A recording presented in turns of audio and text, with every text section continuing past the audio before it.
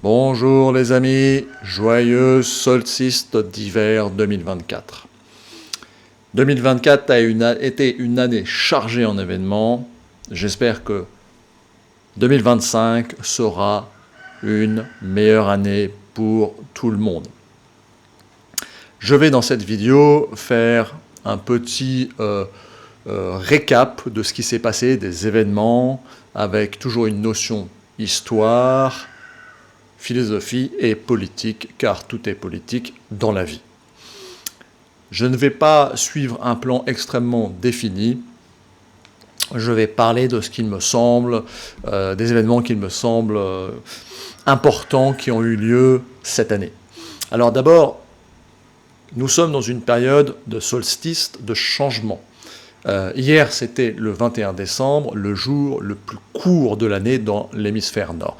Vous voyez derrière moi une image de Stonehenge avec le soleil qui représente bien évidemment la fin des temps durs, le renouveau vers l'été. Je parle pour ceux qui vivent dans l'hémisphère nord comme moi. Alors, regardez ce que c'est qu'un solstice d'hiver. C'est tout simplement pour cette période, les jours sont les plus courts. Bien évidemment, si vous habitiez au pôle Nord, vous auriez eu 6 mois de nuit. Au pôle Sud, c'est l'inverse, 6 mois de jour. Mais globalement, voilà, pour ceux qui vivent en Europe ou comme moi un peu plus au sud en Asie, eh bien, nous sommes dans l'hémisphère nord et nous rentrons dans cette nouvelle période où les jours vont se rallonger, où la lumière va revenir éclairer nos pas, en espérant qu'elle va également éclairer notre esprit et nous éveiller.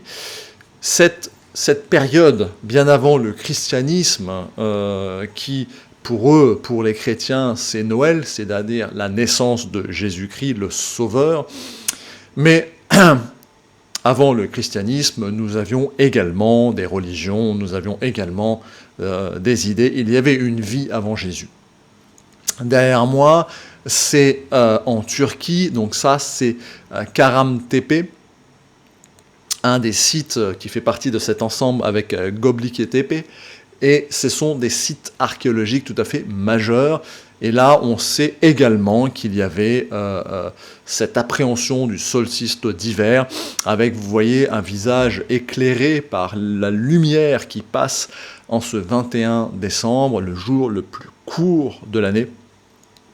Donc voilà, cette période a toujours préoccupé les êtres humains, car c'est une période de changement, je le redis. Nous allons maintenant marcher vers la lumière. Donc, bien sûr, c'est important, et bien sûr, pour tous les catholiques que je respecte, ou les protestants, tous les chrétiens, c'est une période de Noël très importante, étant donné que c'est, bien sûr, la naissance supposée de Jésus-Christ.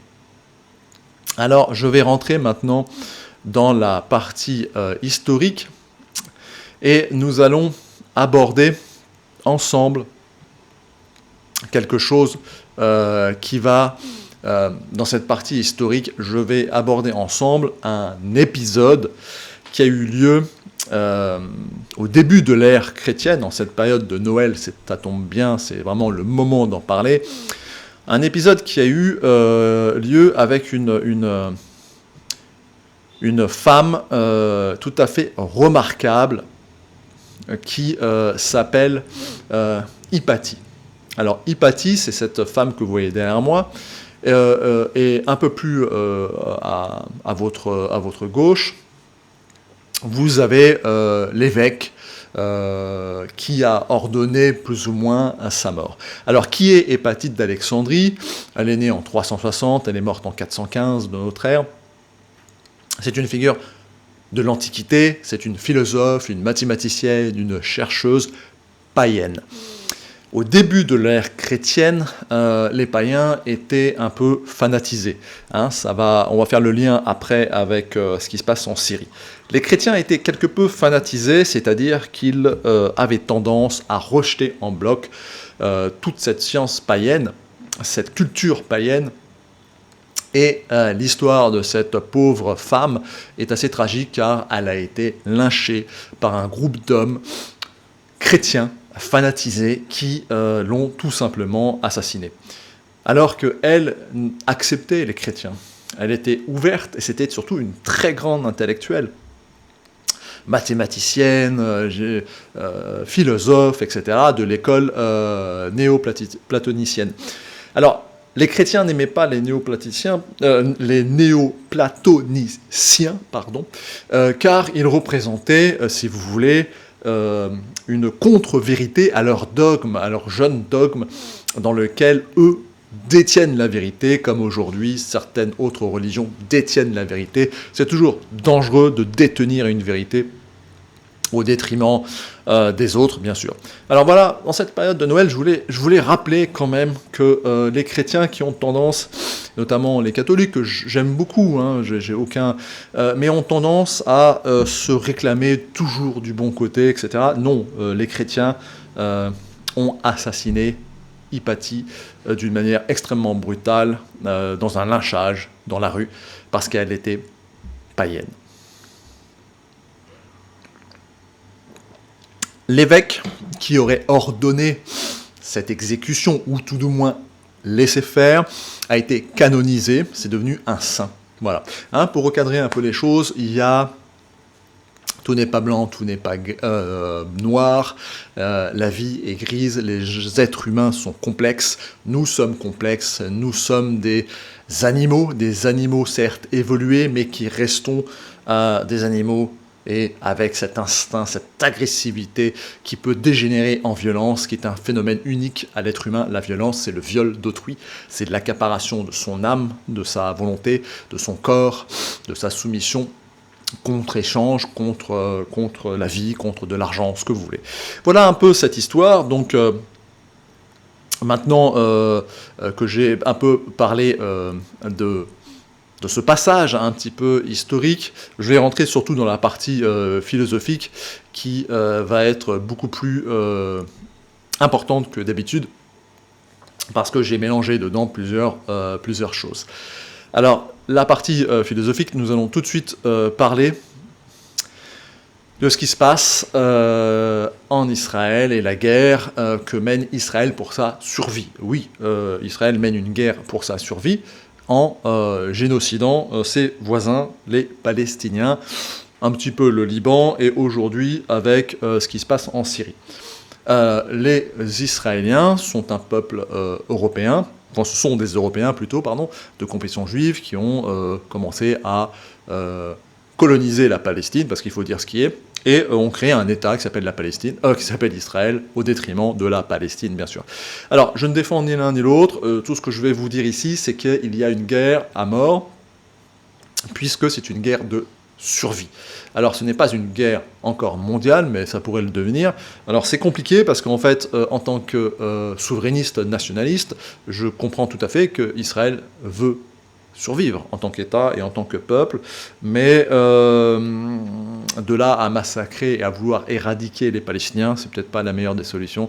Bon, c'est compliqué parce que c'est un pays entouré du monde arabe, et pour l'instant, ils s'entendent pas très bien. Donc là aussi, nous sommes à la limite du religieux et de la politique, c'est pour ça que je mets ça dans la philosophie. Vouloir, au nom d'une croyance, tuer autrui n'a jamais réellement fonctionné. Hein, je pense qu'il faut faire des compromis. Bon, facile à dire, moins facile à mettre en place. Mais ce qui se passe en ce moment en Syrie est peut-être révélateur de cette nouvelle année. Peut-être que la lumière va apporter un petit peu d'intelligence aux gens.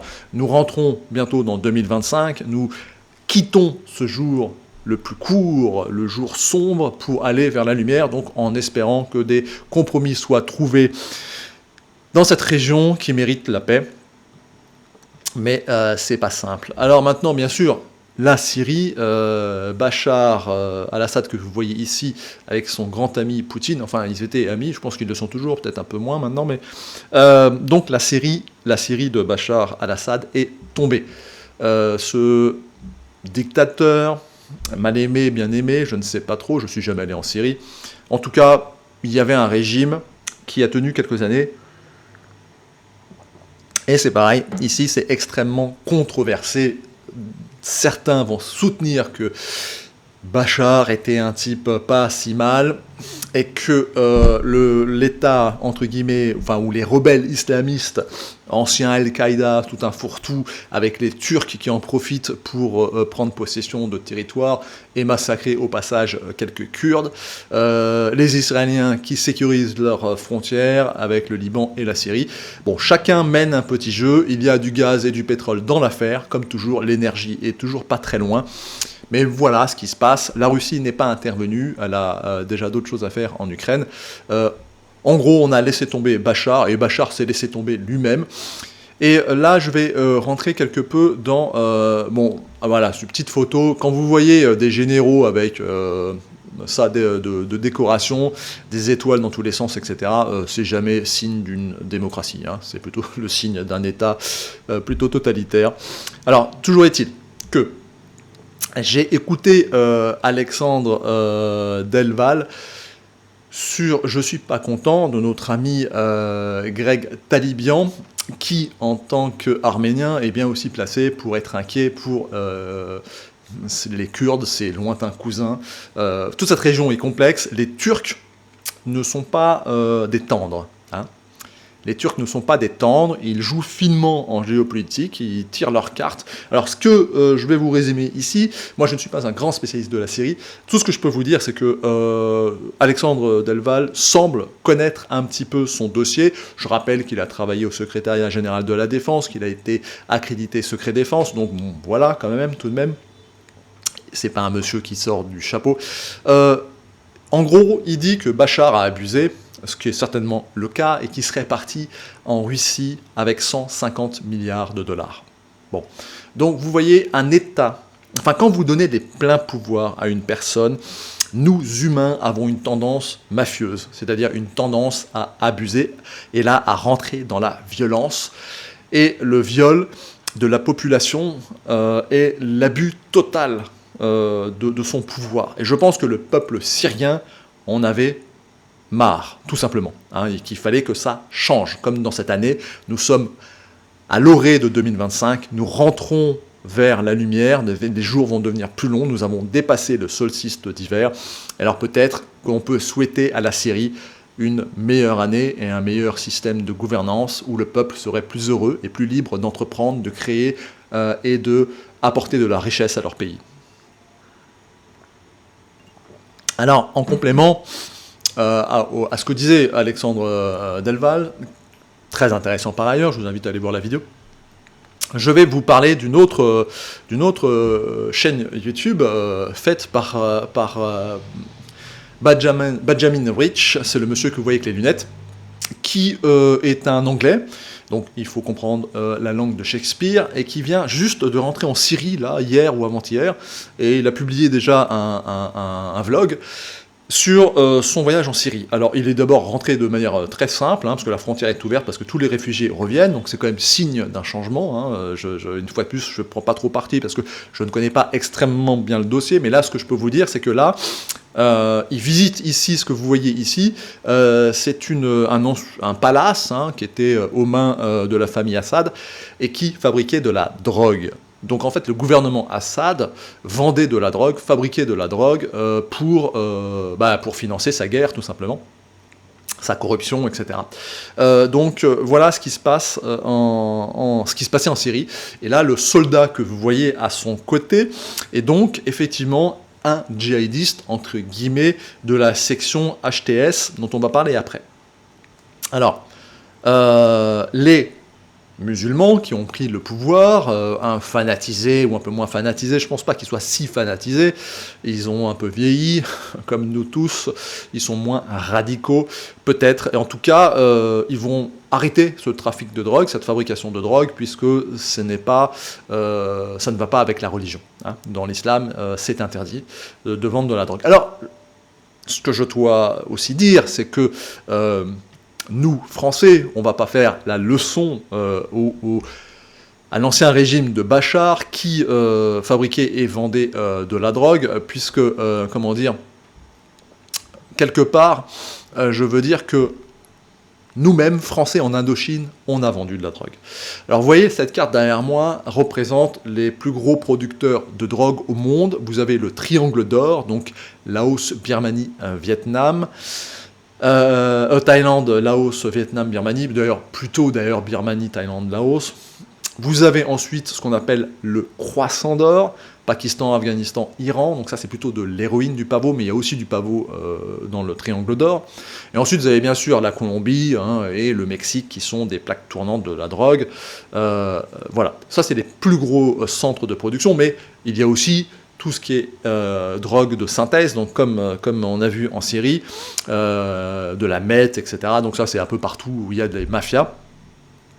Mafia dans le sens de système d'organisation criminelle. Alors, la France, effectivement, a vendu de la drogue durant sa guerre d'Indochine. Le SDEC, les services secrets, avaient besoin de financer les guerres un peu secrètes. Et Alfred McCoy est un journaliste, etc., qui a écrit sur le sujet, très intéressant, la politique de l'héroïne en Asie du Sud-Est. Alors ça continue avec les Américains, je vous rassure aussi. Vendre de la drogue est un des moyens de financer des actions politiques ou militaires. En fait, par exemple, aux États-Unis, quand les États-Unis ont commencé à vouloir arrêter le trafic de drogue en provenance de Colombie, sous Reagan, c'est parce que ça commençait à toucher les classes blanches, c'est-à-dire les petits WASP. Si ça a touché que les classes noires africaines ou hispaniques, ça ne les dérangeait pas trop. Les WASP, les Reagan, ça ne leur a pas dérangé, puisque ça finance la CIA, ça finance des opérations spéciales, ça finance des coups d'État, comme en Ukraine ou ailleurs. Des deux côtés, les Russes aussi vendent de la drogue, ne vous inquiétez pas. Donc voilà. Donc moi, je ne vais pas dire que c'est mal de... Enfin, oui, c'est mal de faire et de vendre de la drogue, bien évidemment. Mais on l'a tous fait. Voilà, les Français, on l'a fait pour financer nos opérations spéciales. Donc c'est un moyen comme un autre de financer une politique. Bien évidemment, je ne dis pas que c'est bien, mais on va pas non plus, je ne vais pas condamner le Bachar al-Assad parce qu'il vendait de la drogue, vu que nous, Français, le gouvernement français l'a fait également de manière non officielle, bien sûr. Donc voilà, pour ça, c'est toujours compliqué, mais ça existe, bien sûr. Alors maintenant, si on revient un petit peu plus dans la région où j'habite, au Triangle d'Or, pour vous dire que tout le monde participe, là vous avez une zone spéciale économique dans le Triangle d'Or, donc au Laos, ça c'est le Laos, où un monsieur chinois qui s'appelle Zhao Wei est le roi des casinos de cette région. Donc en fait, les Chinois, il n'y a pas de casino en Chine, c'est interdit, ni au Vietnam d'ailleurs. Donc en fait, ils viennent ici, les Chinois, beaucoup de Chinois, mais pas que, pour jouer au casino, etc. Mais c'est également a priori une plaque tournante de la drogue. Le gouvernement chinois est tout à fait au courant, n'intervient pas, le gouvernement du Laos aussi, etc. Pourtant, c'est des régimes assez durs, quelque part. Pourquoi ? Mais parce qu'en fait, ça permet de financer des opérations spéciales, comme je vous l'ai dit, etc., etc. L'être humain est corruptible, nous sommes corruptibles. Le gouvernement de Syrie était certainement très corrompu, mais en fait, le pays le plus corrompu, c'est les États-Unis, n'oubliez jamais ça. Voilà, je termine un petit peu sur ce volet avec la Syrie et la drogue. Et maintenant, on va revenir plutôt on va arrêter avec la drogue, et on va revenir sur le volet syrien. Donc, le gouvernement de Bachar a été évincé. Bachar al-Assad s'est enfui en Russie avec 150 milliards ou pas, je ne sais pas, mais en tout cas il n'est certainement pas venu les mains vides. J'aurais aussi mis un peu d'argent de côté à sa place, donc je sais pas, je jette pas la pierre, mais bon, je pense que le peuple n'en pouvait plus. Et quand le peuple n'en peut plus, il se révolte et c'est normal. Donc voilà, donc le nouveau régime en place, fait par ce charmant monsieur qui s'appelle Al-Jolani, excusez-moi pour la prononciation, est donc un ancien Al-Qaïda, etc., mais qui est devenu modéré, d'après ce qu'on nous dit. Et quand j'ai regardé la vidéo de Benjamin Rich, qui vient d'arriver, je vous le dis, en Syrie, bah, j'ai senti ça aussi. Ça a l'air d'être d'assez modéré. Alors maintenant, il faut attendre, mais une fois de plus, donc moi je ne jetterai pas la pierre non plus à ce charmant monsieur barbu, parce que peut-être qu'il va faire un gouvernement modéré et qui va peut-être apporter un peu de paix dans la région. À voir. Parfois le changement est bon. Il est bon de changer. Il est bon de changer de cycle. Il est bon de passer le solstice d'hiver pour marcher vers la lumière. Alors je ne dis pas que ça sera nécessairement le cas ici. Il faut attendre. Est-ce qu'ils vont mettre en place la charia ou pas, etc. Tout est possible. On ne sait pas. Mais voilà, il y a eu un changement et il faut vivre dans des changements. Il faut de temps en temps changer. Alors maintenant, je rentre dans la partie politique. Alors, dans la partie politique, bien sûr, notre empereur, notre Napoléon préféré, le nouveau Napoléon Macron, est toujours là. Lui, il ne veut pas changer. Il ne veut pas partir, même si le peuple ne l'aime plus, il s'accroche au pouvoir. Bon, c'est comme ça. Il finira bien par partir un jour, vous inquiétez pas. En attendant, bon, il faut rendre à César ce qui est à César. La cérémonie de Notre-Dame a été tout à fait réussite, mis à part quelques fadas habillés en Benetton et un organiste, je pense que c'est comme ça qu'on dit, qui joue de l'orgue, qui nous a fait du hard rock par moment, ça j'ai pas bien compris, mais mis à part ça, ces deux petits détails de l'histoire, comme on dit, je trouve que la cérémonie a été très belle. Donc voilà, Macron a réussi au moins ça. Toujours est-il qu'il ne veut pas partir, qu'il s'accroche au pouvoir, voilà. Lui ne comprend pas qu'il y a des cycles et qu'il devrait partir. Lui, solstice d'hiver ou pas de changement. Il s'accroche, il ne veut pas partir. Alors voilà pour lui. Maintenant, je vais vous parler de ma cousine. Enfin, ma cousine. Ma mère qui a rejoint Odin, ou Indra, suivant, était suédoise, et donc ça c'est la vice-première ministre de Suède, et également la ministre de l'énergie, qui s'appelle, je prononce à la française, Ebba Busch. Alors cette charmante personne, puisqu'elle est charmante, a fait une leçon aux Allemands. Alors ça m'a bien fait plaisir. Vous savez, les Allemands, ce peuple dominateur, qui ne peut pas recevoir de leçons de la part des Français, parce que nous, les Français, nous sommes un peuple métèque, inférieur racialement, si vous préférez. Un Allemand a tendance toujours, même inconsciemment, à dire quoi, qu'est-ce qu'ils disent les Français, mais c'est l'Afrique du Nord, la France.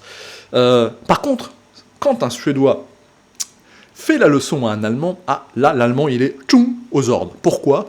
Parce que la Suède, c'est l'origine germanique. Ce sont les Goths de la religion, du casque à pointe, de Thulé, de tous ces trucs un peu étranges et bizarres, pour le meilleur et souvent pour le pire, notamment le casque à pointe, par exemple, viennent de Suède. Donc, quand un Suédois parle, l'Allemand écoute. Et là, elle a dit quelque chose d'intéressant. Elle a fait la petite leçon aux Allemands en disant maintenant, il est peut-être temps d'arrêter de délirer. Revenez dans le bon sens. Confrontez-vous à la réalité. Comme dit notre crew, maître Charles Gave, les moulins à vent et les miroirs magiques ne fonctionnent pas.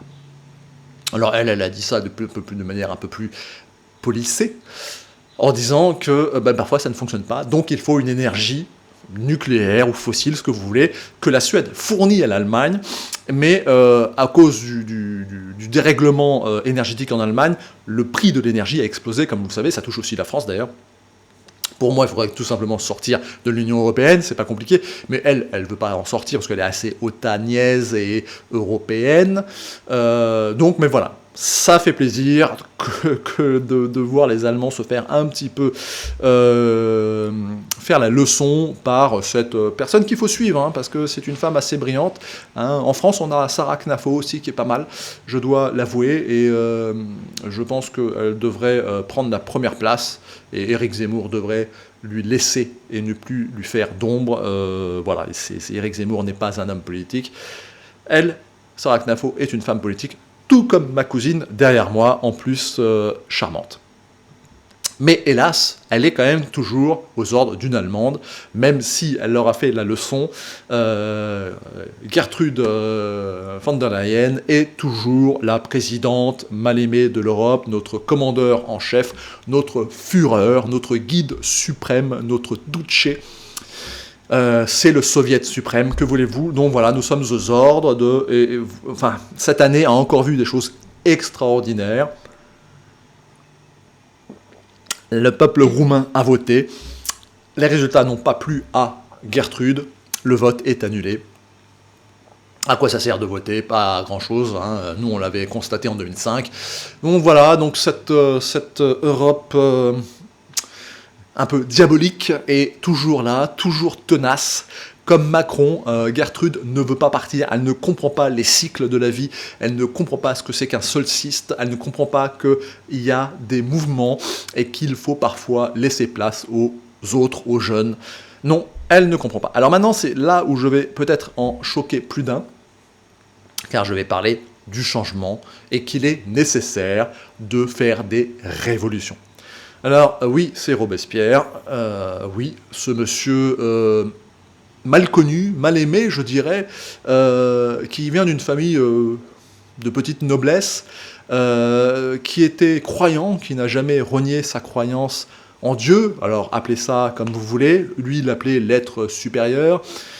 Ce monsieur a eu des convictions, et comme en Syrie, je dirais, comme dans cette période de changement, le peuple français, alors quand je dis le peuple français, c'est pas le paysan de base, hein, c'est les bourgeois qui font c'est la classe moyenne qui font les révolutions, c'est pas les plus pauvres, bien sûr, comme en Syrie, hein, c'est la classe moyenne.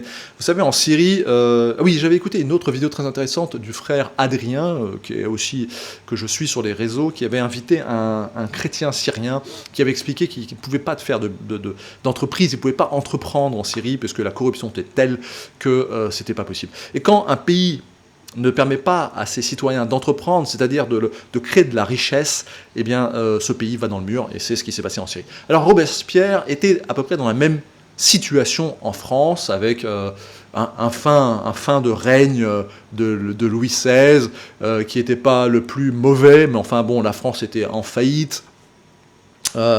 Les nobles n'ont pas voulu mettre la main au portefeuille, n'ont pas voulu aider, et la France a dû se renouveler. D'accord ? Alors je rappelle qu'au début, les révolutionnaires ne voulaient pas tuer le roi, et voulaient même garder une démocratie. Ce qu'ils voulaient, c'était rendre cette démocratie plus républicaine ou parlementaire, si vous préférez, un peu à l'anglaise, hein, d'ailleurs, qui ont fait leur révolution avant. Mais comme Louis XVI, sous sans doute l'influence autrichienne, a essayé de s'enfuir, a essayé de faire venir des Autrichiens pour combattre la jeune République, enfin il n'était pas net, hein, Louis XVI, bon, on l'a arrêté et on l'a guillotiné, comme vous le savez. Bien sûr, il y a eu des massacres, il y a eu du cabinalisme, il y a eu du viol, etc. Le peuple s'est défoulé, comme il y a eu sûrement en Syrie également, ou comme il y a eu avec les Russes en Allemagne, à Berlin, etc. L'être humain a un potentiel d'agressivité qui peut se transformer en violence lorsqu'il a été trop réprimandé pendant trop longtemps. Et c'est ce qu'il risque de se passer en France si on ne permet pas à la vapeur de s'échapper et donc à faire un changement. Robespierre était un révolutionnaire. Il a cru en sa révolution. La révolution a été nécessaire. Il fallait changer de système. Je ne dis pas que c'est le meilleur des systèmes, mais la République permet, une République saine, pas comme celle d'aujourd'hui, permet au peuple de prendre ses décisions et d'être souverain.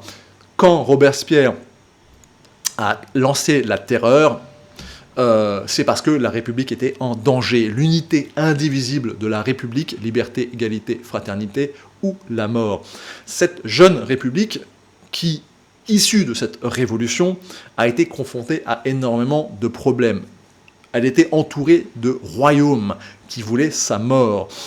Il y avait également des ennemis de l'intérieur. Oui, alors, prenez du recul, ne vous fâchez pas, tous mes amis royalistes, que je respecte énormément, les Vendéens, alors, ils ont été massacrés. Ça, à la fin, ils ont été massacrés. Mais pourquoi ? Parce que c'est pas parce qu'ils voulaient se révolter contre la République, etc. Non, c'est parce qu'ils voulaient faire venir les Anglais. Les Vendéens voulaient faire venir les Anglais. Ils ont préparé un débarquement de notre ennemi héréditaire, de la perfide Albion, qui, elle, en avait rien à faire des Vendéens. Elle voulait juste récupérer des terres, vous savez, en France, voilà. Toujours la même histoire, hein, une histoire de roi encore. Hein. Donc en fait, la jeune République a dû se défendre. A-t-elle abusé? A-t-elle été violente? Oui, certes. Robespierre est-il parti dans des délires d'exécution en masse, de guillotinage en masse? Oui. Il ne l'a pas renié d'ailleurs. Il s'est juste justifié en disant que c'était nécessaire. Un peu comme ce qui se passe en Syrie aujourd'hui, ce n'est pas des enfants de cœur, les djihadistes. Mais il faut du changement. Par moments, il faut du changement. Et souvent, le changement ne se fait pas dans la gentillesse. Quand il y a une révolution, quand il y a un cycle qui tourne, souvent il y a des morts, souvent il y a de la violence, et souvent il y a de la vengeance. Alors, maintenant je rentre dans ma conclusion. Je n'appelle pas à la violence. Je n'appelle pas à la vengeance. J'appelle au bon sens. Nous savons que ça ne tourne pas rond en Europe. Des gens hors sol, déconnectés, dirige cette Union européenne qui a été créée sur une base bonne. Même De Gaulle n'était pas contre. C'était une idée de s'unir pour faire quelque chose de beau, quelque chose allant vers la paix, quelque chose allant vers plus de solidarité et d'entraide entre les pays européens qui sont issus d'une même culture, bien évidemment. Mais c'est parti en couille. Pourquoi? Eh bien, comme Robespierre le disait, il y a des cycles dans la vie. Il y a des cycles. Et au bout d'un moment, l'homme devient corrompu. C'est pour ça qu'il faut des changements.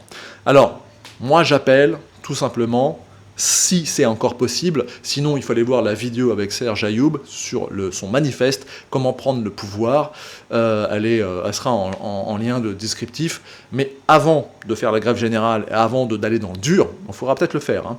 Essayons une dernière fois peut-être de créer, non pas un parti politique, non pas un homme providentiel, etc., mais de faire ce qu'a fait De Gaulle en son temps. Ça, c'est une affiche de 1947. Il a créé le Rassemblement du peuple français, hein, le RPF. Mais moi, je propose de refaire un rassemblement du peuple français souverain, ou de manière plus simple, rassemblement du peuple souverain, le RPF. De Kuzmanovic à Philippot, en passant par Asselineau, en passant par le prince Murat et bien d'autres, par tous ces youtubeurs, influenceurs, de Rougeron à Tabibian, etc., etc., j'en passe et j'en oublie. Ce rassemblement n'est pas un parti politique. Ce rassemblement est juste là pour sauver la France et nous sortir de cette emprise, de cette prison qui est devenue l'Union européenne. Je ne pense pas qu'on puisse la changer de l'intérieur. Enfin, tout du moins, je ne vois pas comment.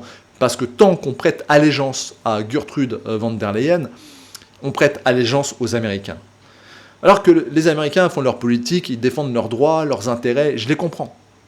Mais nous ne sommes pas Américains. Nous sommes Français et Européens. Nous n'avons pas les mêmes besoins, nous n'avons pas les mêmes objectifs et les mêmes buts que le grand peuple américain. Nous devons défendre notre propre intérêt, et ce n'est pas celui des Américains. Notre intérêt n'est pas de nous embrouiller avec les Russes. Notre intérêt n'est pas de payer une énergie à un prix fou. Notre intérêt n'est pas à importer du gaz liquéfié des États-Unis. Pas du tout. Ce n'est pas du tout l'intérêt des Français et des peuples européens.